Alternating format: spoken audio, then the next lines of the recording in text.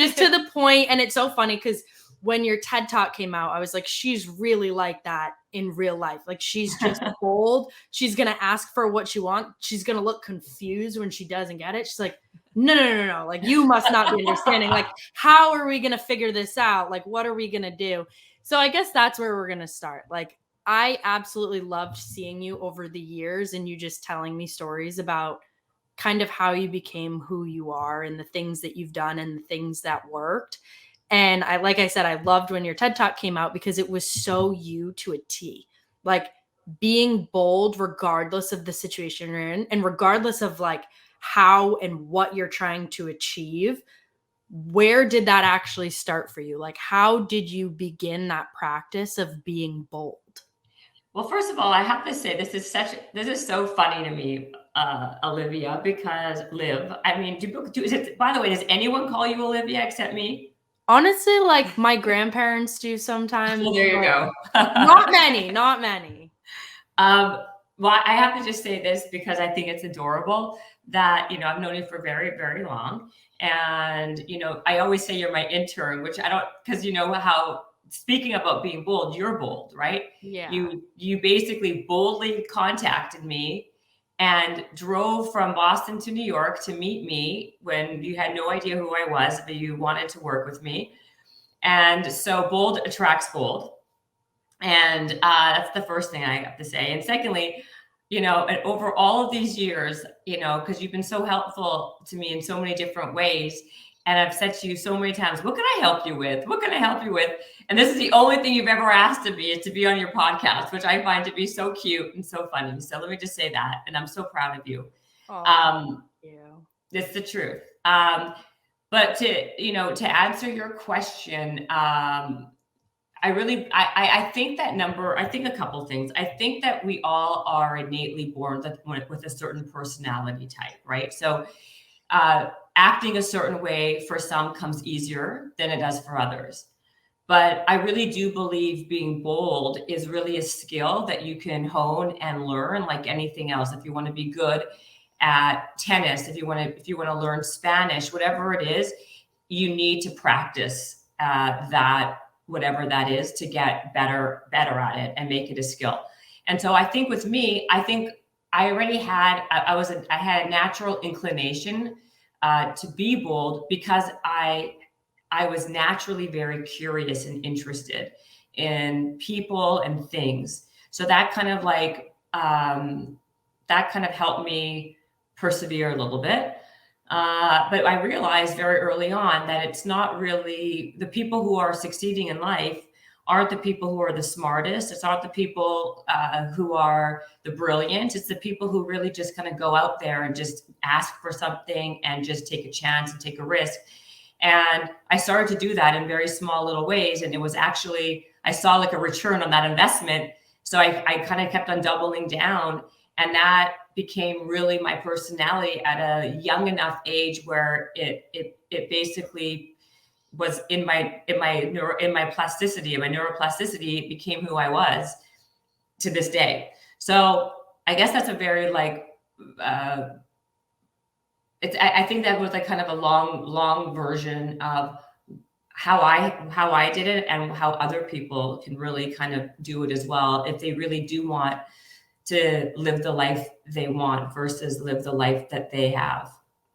Yeah, I think that was cool. I was obviously just like kind of touching back on some of your stuff just while we were like prepping for the interview. And that was one of the things that you said. It's like, you should be going after what you want and not just what's available. Like, whether it's a job, whether it's your income, whether it's dating, whether it's a career or business or some deal that you're trying to get, instead of just looking at what you have, you should actually be going after what you truly want, which is obviously going to take like a lot of work. But like you said, it's like that type of work, that type of boldness is inevitably going to be that deciding factor of like, do you get this or do you not? Well, I think also, like, you were saying, I think you're right. That is a major fundamental philosophy that I hold, right? That people generally just acquiesce to what is available to them as opposed to chasing what they want. And I never really, that ideology never really worked for me, right? So I feel like you got to give people, you got to like kind of make common sense. Sometimes, like, I guess sometimes common sense isn't so common. And when you put it out there in that way, people can then look at it and see that's how they're doing that in their own life, right? It's very easy to be comfortable. I also think that we're living in a time when we're living in a moment when everything is about people saying, I am enough. Like, I am enough, that type of quotation is something, to be honest, actually really irks me, because I think it's like giving people this idea that like they should be comfortable with where they are, with where they are personally, where they are professionally, that they are enough. But the truth of the matter is, like, well, are you enough? I mean, the reality is, if we all sit in that like stagnant place, then what? Like, we need to all grow. So the only way we evolve and grow and get better, if that's really what you want, is to not just think, well, I'm okay. That's what, to me, when you say I am enough, that means that equals complacency. And I don't buy into that type of terminology and that type of lifestyle. So, when I see this all over, like that hashtag on social media, it just drives me crazy. And the thing is, and that's why I think there's people out there who are doing so many things to medicate themselves to be okay with the fact that they're living okay, as opposed to like actually trying. Like, the best way to actually breed confidence is action. So if you actually try and do something and you see that you're succeeding even a little bit, or the needle moves a little bit, it gives you the biggest rush and boost of confidence and ability, because that will help you do it for the next time. So to me, I just don't think that like it's a benchmark to be enough or to live complacency. And there's been tons of research backing this, that, most people, and this is my way, I talk a little bit about this in my TED Talk, but I really kind of went way beyond that since then. But that nobody really, people sit there and become passive aggressive because they're not making the money that they want. They're annoyed, and they have passive aggression towards their like partner or their boyfriend or their girlfriend because they're not happy with the relationship, as opposed to being much more deliberate and focused and going after the kind of relationship or after the kind of human being that you're most compatible with, or going and asking for that raise. Like 75% of people who actually go and ask for a raise actually get the raise. And even if they don't get it that day, they'll get it within the next 3 to 6 months, because at least it basically makes the other person cognizant that you're cognizant of the fact that you deserve more. Yeah. So to me, I love that though. I love that you're so like, you don't like any of that stuff, because we were actually talking about it the other day, and there's like 12 basic laws of like the universe. And one of them is the law of attraction, which obviously we hear so much about in this world. Yes. And that is like that I am enough, and that belief, and like the positivity that's associated with the outcome and you being enough to achieve those things. All of that is good, but everybody forgets one of the other laws that like perfectly mimics that is the law of action.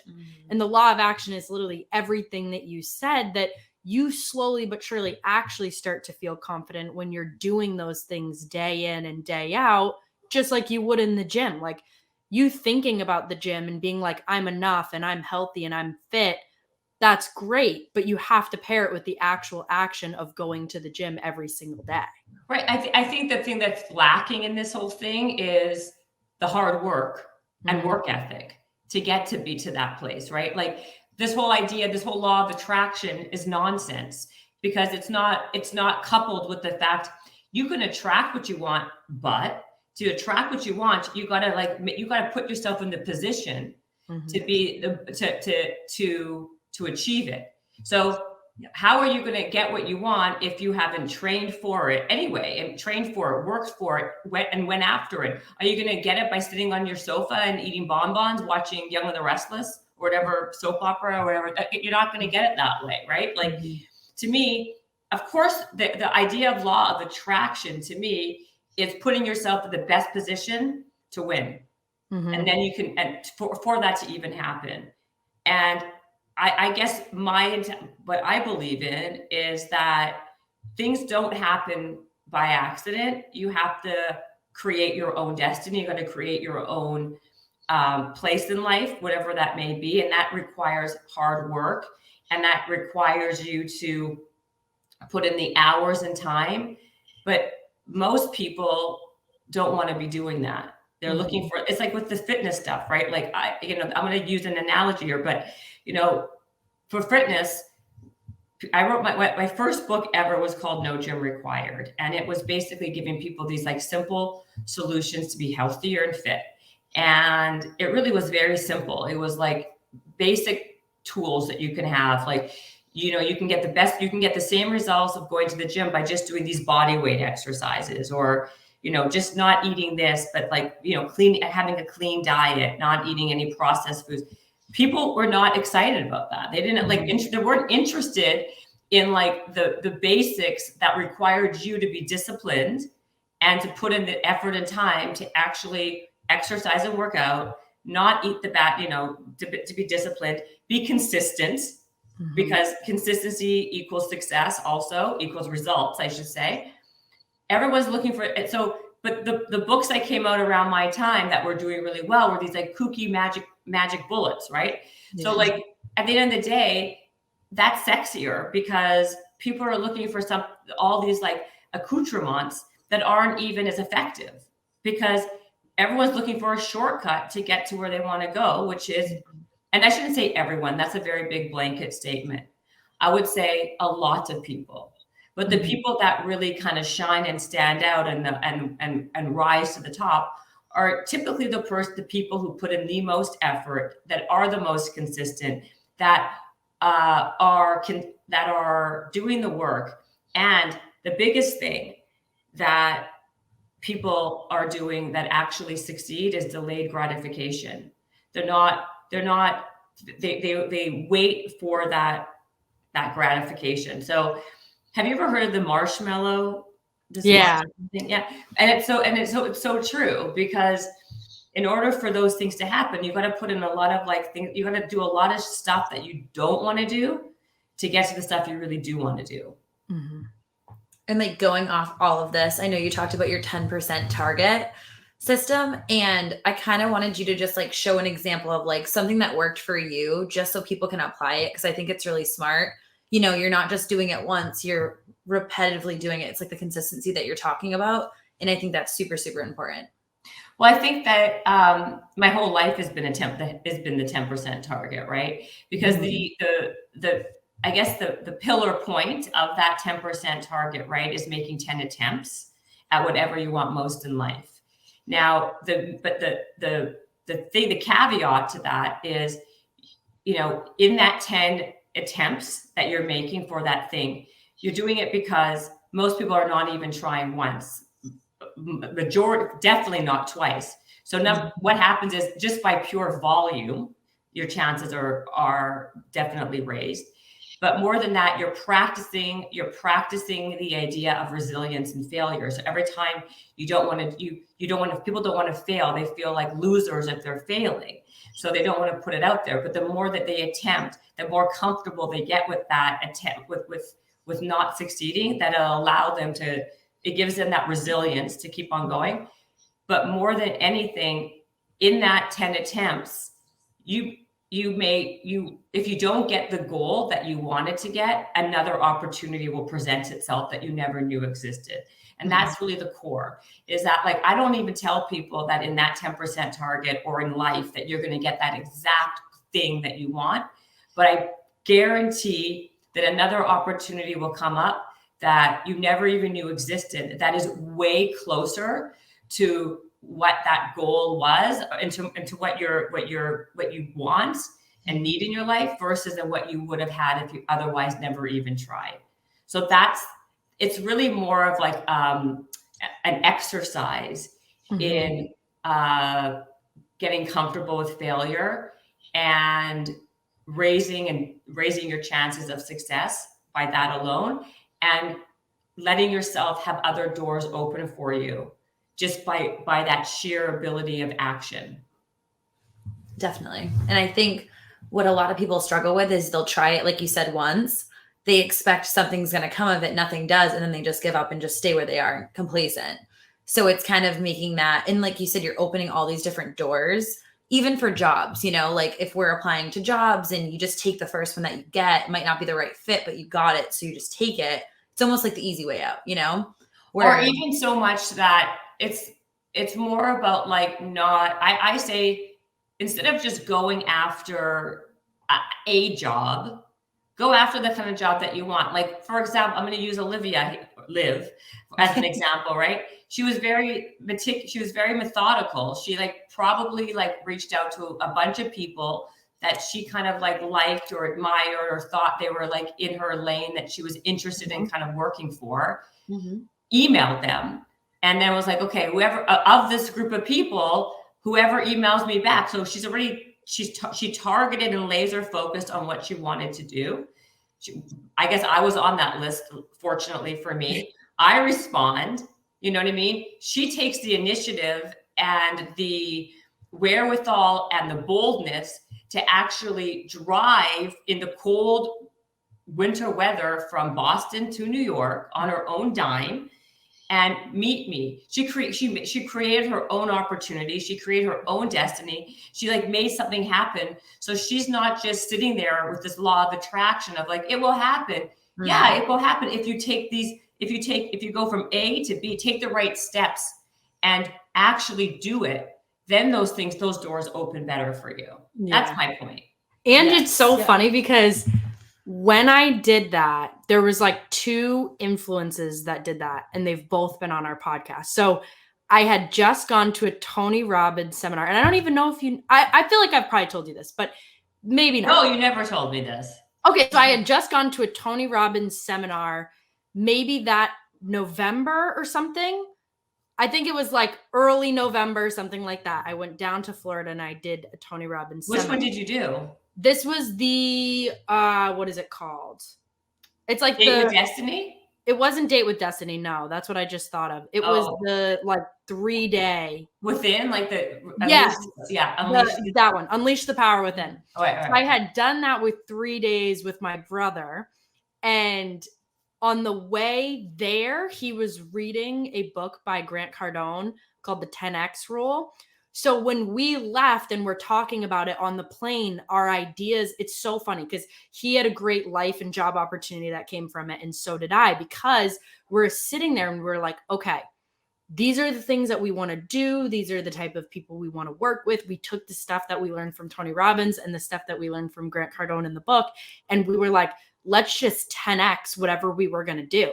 If we were going to reach out to 2 people, we'll reach out to 20 people. Right. We will just go above and beyond.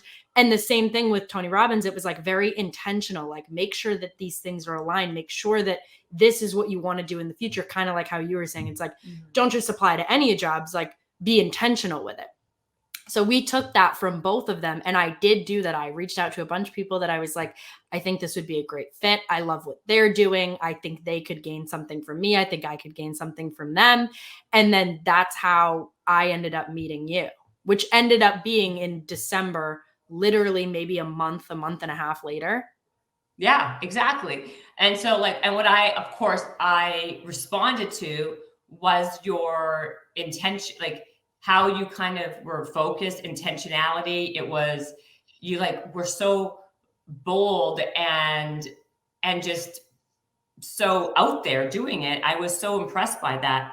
And people people recognize those things, right? Mm-hmm. And therefore it usually does end up benefiting you in some way or another. Most people won't respond, but some will. Mm-hmm. And you don't know what you don't know unless you at least try.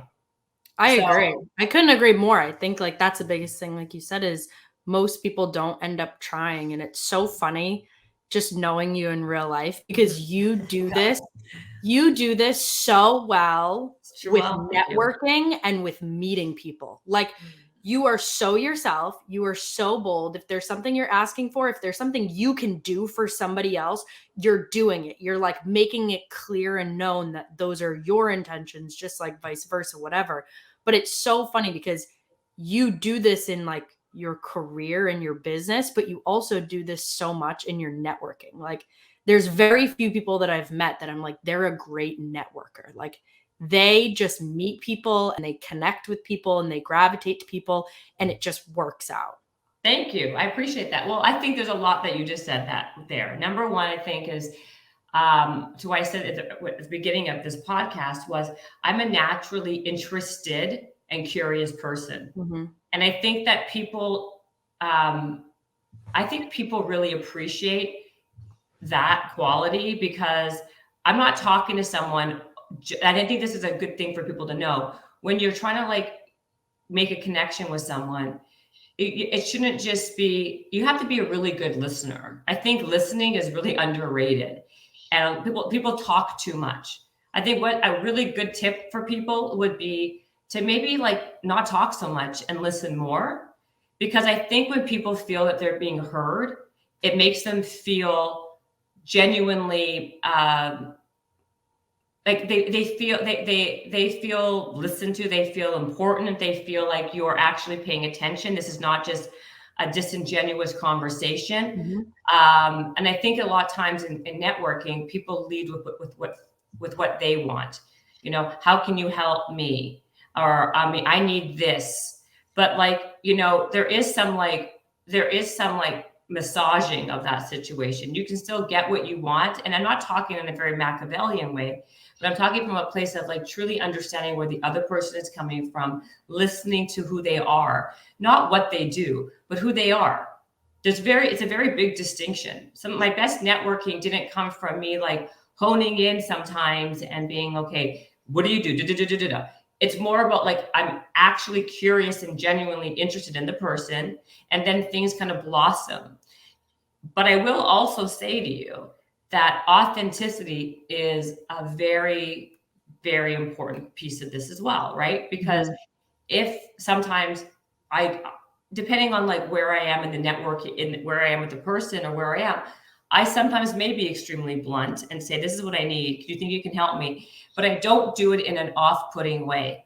You know, like you can be bold and not, but you can't, without being aggressive and rude. Because you have good intentions as well. I think that's important to mention. Like you have good intentions for other people. So that's what also makes it so easy for you, because you just like when you're having that ask and it's like that bold ask, you're not coming off in an aggressive manner because deep down you would do the same thing for them. They're like, what do you need? Like, how can I help you? True. But I will also say that I'm taking off my jacket. I'm hot, but I would also say that, you know, I'm not for everybody. And that's fine. But I'm not going to change my personality to suit everybody. I think what you do, I think in life in general, is you find your people, you gravitate to things that are similar. And the reality is, what's the worst that can happen, right? Like you put yourself out there in an environment and if you're going to be yourself and be authentic and be curious and all those other things, you're going to jive with some, or you're not going to jive with others. And that's just life. But the reality is, like, what is the worst? You ask for what you want, or you put yourself in that, that situation, and it doesn't work out for you. Okay, so you're not any worse off than you were before you even tried. Yeah. So that's the kind of thing people have to think about in their head. Is like, well, what's the worst that can happen? Like, so this person says no, or this person and I don't click, or okay, you're not any. So what just happened? And you're not any further worse than you were before. Mm-hmm. And it's like it's really that not that simple, but it's something that it's like I said at the beginning, it's a skill. You just have to practice it. If it's uncomfortable for you, there's certain things I think also in life that like you don't have to be great at, but there are certain things you have to be above average in if you want to do well in networking and success, right? Which I think a few things, being somewhat resourceful and being curious will help you a lot. Mm-hmm. If you have to figure out like if this isn't working, how else can I make this work? And then and then having that curiosity factor where you feel that there's enough that it makes you interested in like poking and figuring out and talking to, you need to have those things above average. You've got to practice those things. There's some people who are not people persons or people who don't love to socialize, who don't love to network, but that will deter you in a lot of different careers, unless you want to be, a computer science person or an engineer. And even then, sometimes, you need to have those social abilities or the EQ to be a little bit higher than average if you want to get along with people.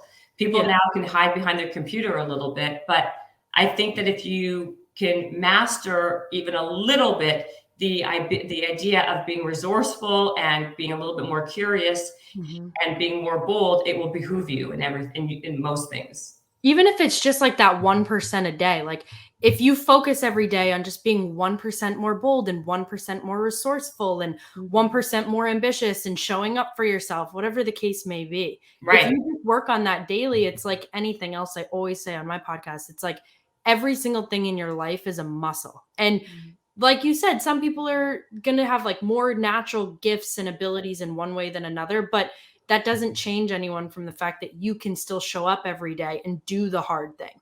Do something that's a little scary, do something that's a little uncomfortable, because inevitably it's going to build that muscle.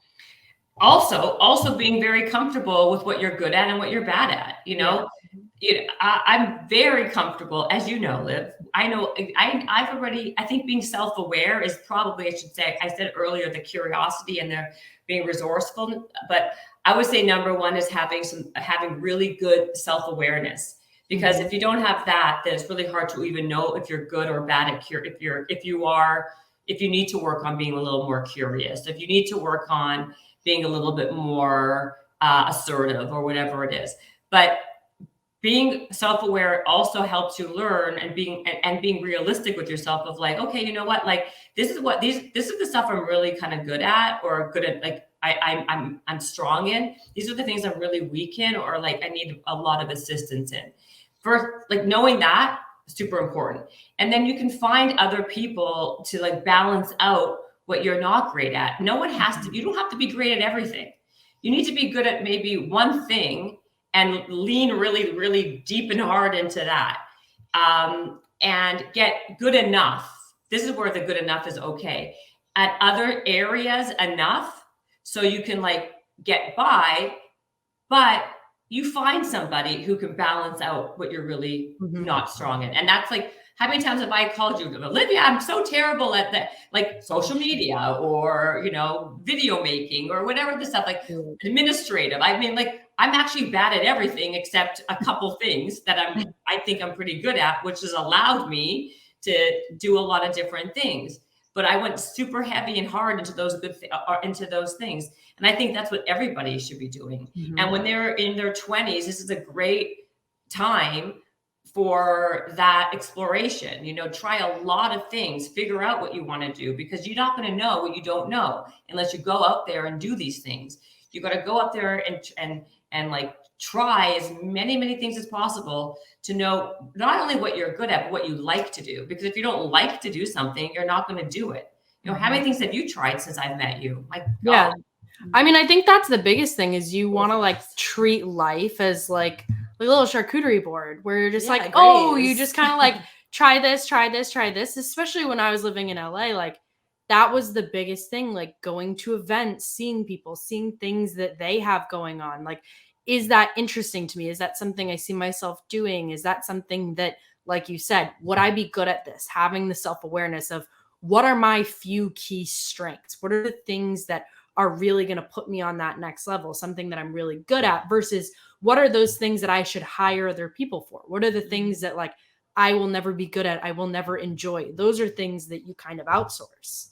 Right. Or you can also take a job or find, that this goes, by the way, this is not just a professional thing. This is for personal thing too. Like, when you're trying to find someone to like go out with or marry, it's not so great when you're both great at certain things and yet you're both weak in certain other areas. Like life is all about like different partnerships to be successful. To be successful in a marriage, you need to be able to have, people who are one person that's good at some things and the other person to be good at, other things. And again, same with your career. Like, in order for things to build a business, you can't have everybody great at sales, but then nobody good in operations and nobody good with manufacturing, because it will be a total disaster, right? So everyone has a strength. It's about figuring out what that is, and then finding other people to kind of level you out or balance that out. Definitely. And I kind of want to just go back a little bit and ask you this question. So with all your, because we talk about failure. So if you had to pick one of your biggest failures that led to like one of your biggest successes, what would you say that was? One of my biggest failures. Well, how about this? I've had so many, but I will say this. I'll give you one about my podcast, because it's like we're on a podcast now anyway. But this podcast, the podcast I do have, which I know you can't see the sign behind me, but The Habits and Hustle, was actually sold as a TV show called Game Changers to NBC like years ago. And in that process, what happens, I'm not going to bore you with all the details, but so my show was picked up by, I sold it to NBC Peacock Productions to make the show. And the idea behind it was going to be the habits and rituals of like super successful people, kind of like the Cribs. You know how Cribs was like going into people's house and like figuring out what they're eating and drinking, like what they're doing, like the stuff behind, that people don't see, right? And it would be the same thing, but I wanted to do it for entrepreneurs, like what they're doing, what they're eating, what they're drinking, what their habits were daily, what do they do for their morning routines. This was also sold to them before entrepreneurship, quote unquote, became super like hot and like sexy. I feel like now it's become a very, very trendy, resilient. Yeah, like everyone's everyone thinks that they're an entrepreneur. Everyone thinks that they, are they love it. They love the Gary Vee's of the world and the Ed Milet's of the world, right? But this was it was on that cusp, right? And I was sitting with them, and it was like going nowhere fast, and like, I sell it, and we couldn't agree on who the pilot should be. I wanted, a really well-known entrepreneur, and they wanted some reality star. Like we're not meshing. And like in the world of entertainment, things can drag on forever. And like 6 months turned into a year and a, like almost a year and a half. And like, it was going nowhere. Like it would be like 2 months just to get a call. Like it'd be like, let's jump on a call and figure out next steps with whatever that step was. Well, that call would take 6 weeks to even organize and plan. So it was just really kind of terrible. And eventually it kind of just like dissipated, and like nothing was happening. Like they didn't say, we're not doing it, go screw yourself. But it was like, you can tell that there was no momentum on it, and it was just like dying on the vine. And so finally I was like, you know what, this is like, so like by this point now, what I wanted to do was becoming like kind of hot. There were like more and more podcasts kind of in that space. And I was like, forget this. I'm not going to do the show anymore. I'm just going to like turn it into a podcast and, do it on my own. Yeah. It'll be like on a much lesser level, because I don't have like a big giant like NBC behind me, and it's going to be my own podcast, but we'll see what happens, and I'm just going to do it. And honestly, it turned out to be the best thing I ever did, because number one, I've met the most incredible people. I eventually partnered with Entrepreneur, which has been really, really great for me, considering that it is entrepreneurs that I am talking to all the time. And it's on my watch, on my schedule. And it's like opened up so many doors, and I really, really enjoy it. And so at the time, it was a real blow, right? Because I was so excited to be my own TV show with cameras and a huge budget, and I could do whatever I want. And then I'm like, all right, well, I'm going to be in my living room doing a podcast. Like it was a shift, but that actual thing ended up it actually worked out really well. And from the podcast, I can't tell you how many other really fantastic other business opportunities came from it, because of all the different people I met. And that's one. great example.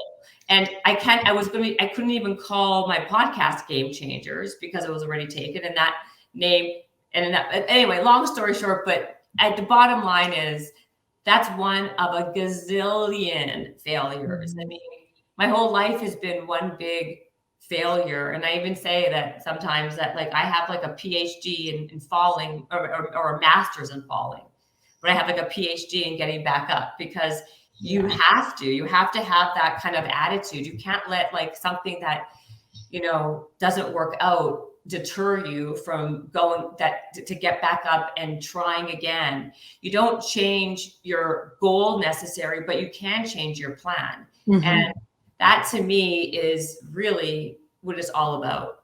Well, that's exactly what you did too. Like having a show that you were so excited, like at the end of the day, the lights, the camera, the budget, all of those things are nice, but it's like what you really wanted was to interview these people and figure out I was what curious. were they doing. Once again, you being curious, which is one of your strengths, like what are they doing? What are they doing different than other people? How can we all incorporate that? Kind of like how your first book did that. It's like, what's an easier way to get on this path? Like, what are the things that we need to do daily to get there? Like, at the end of the day, you got your show. It's different than maybe what you thought it was originally going to look like, but it had more blessings than you can imagine as well. Well, the funny thing is, I've had a couple. I've done TV lots of different times, and I had a weight loss show many years ago from a different failure that happened. So I got another when I had years and years ago.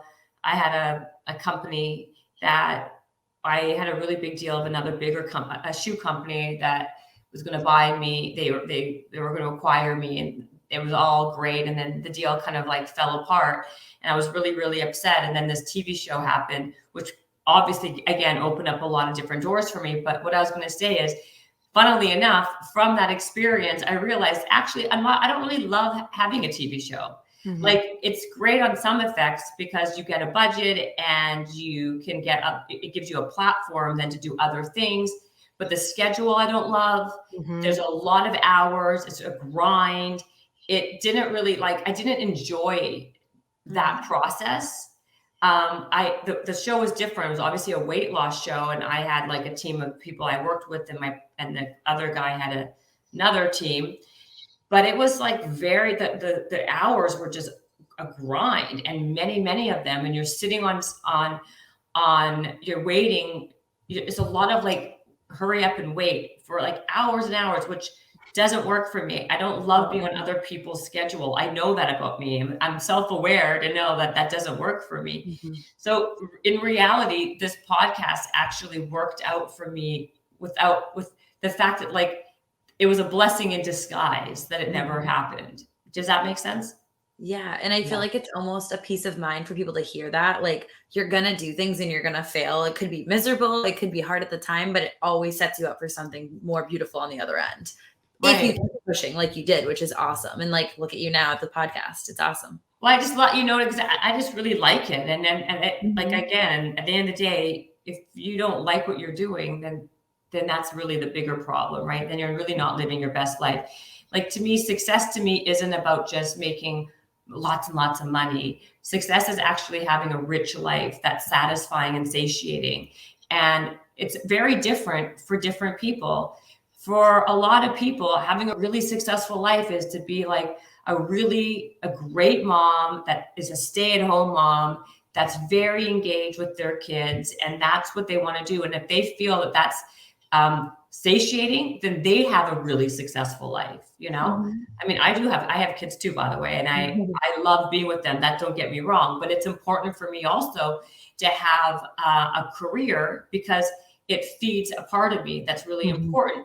Now, that to me, like, I'm not going to ever probably become as successful as maybe some other people, because to me, having a rich life also really involves being an engaged mom. So for me, I have to be balancing both. So so it's like everything is a sacrifice and a choice. Not a sacrifice, I should say a choice, right? Like you can't have everything. You can have, if you can have everything at different times of your life. But my point is understanding who you are, where you are in your life, being realistic, and like I said, not living someone else's success, what a successful life is to them is so important.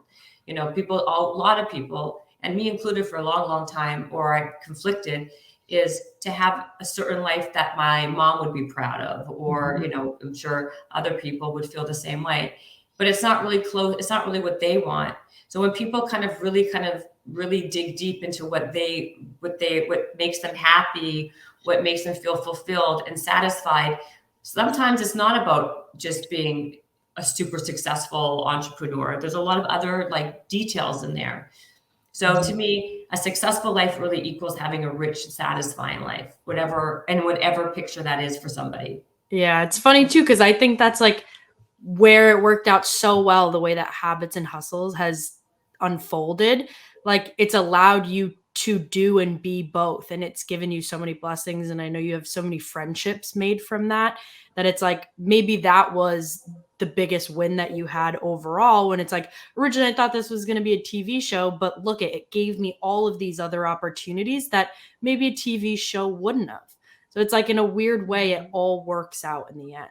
Right. Like I think, you know, a lot of times TV, you know, gets canceled after 8 seasons. It doesn't work out. It doesn't matter. Or like while you're doing it, you're not having fun because of the schedule, whatever the reasons are. But you can't look back. You know, you can't like take that. You can do the what if game, but at the same time, like as long as I know for myself, and I'm sure, and for you too, and for anybody, as long as I know that I've like did everything I can, or I actually legit tried, that's all you can do. And if I know I did that, then I can like be happy whatever the next opportunity is for myself. But I will say, if you don't even try, the reality is rejection is always better than regret. I don't want to ever look back and regret something because I never even took a shot at it, right? I'd rather take a shot and lose and then move on to, because everyone gets over rejection, whatever, like a boyfriend, a job, whatever it is. Like you can eventually, it may take someone 1 day, it may take someone 6 months, but you get over it. Yeah. But the idea behind the mental idea of like regret, I never did. What if I did? What if I did that? What if I tried to do that? That to me is painful. Yeah. Definitely. That lasts forever. And that lasts forever. You don't want to look back and be like, I never did all these things because I was hindered by my own self. Right. That's the worst pain. Absolutely. And we have one question just before you go, just because your podcast is named Habits and Hustles. Obviously it's been Habits and Hustle. Look, not Habits and Hustle. I've said it right. No, you're giving it a plural. Oh, did I? Yeah. No, Habits and Hustle for sure. Obviously you've met like incredible people. Is there anything that you've taken from them? Is there any key teachings, or specific habit that you use daily that has improved your life?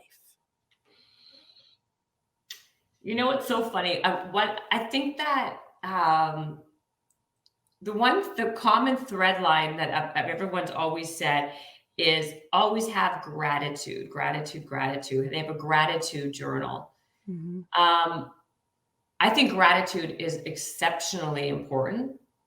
But I don't think that you feel gratitude by just writing in a journal.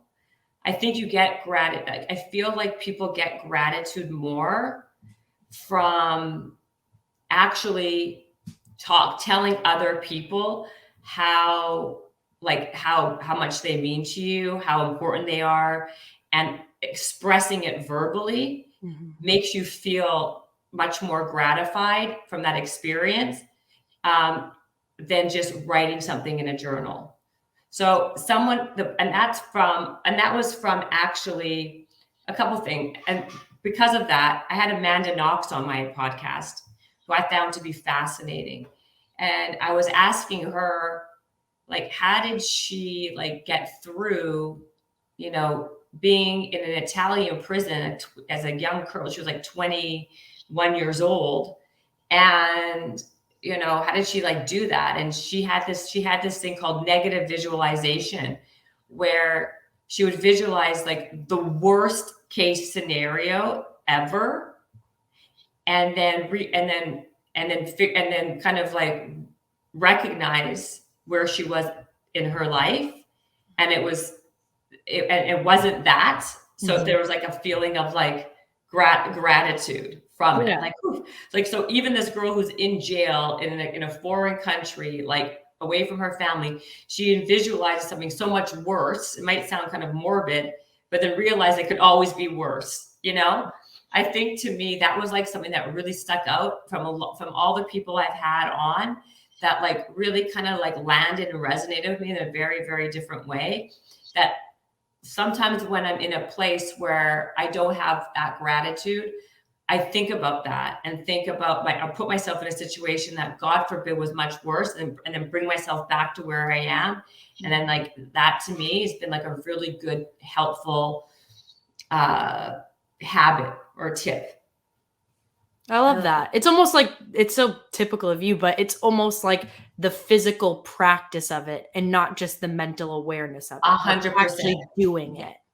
Yes, absolutely. Although that's a mental visualization, but I couple it with the idea of telling someone, you know, I really appreciate when you did so and so, or thank you so much for this. Number one, like the fact that people are usually very like, they're super surprised when other people do that, because people, I think a lot of times don't give that type of recognition. Yeah. And I think that makes other people feel better when you notice how it's landing on someone else. Does that make any sense? Yeah, it does. And I think it's a good reminder to all of us to not just write it in the notebook or take mental note of it, to actually put it out and practice it in the real world. Absolutely. Absolutely. Well, thank you so much for coming on. We loved having you per usual, and you're always a blessing. Appreciate you. Thank you for having me, and congratulations and good luck with your podcast. Thank you. We're excited. We'll definitely be in LA soon, and we'll see you then. I hope so. Hope to see you soon. Absolutely. Yes.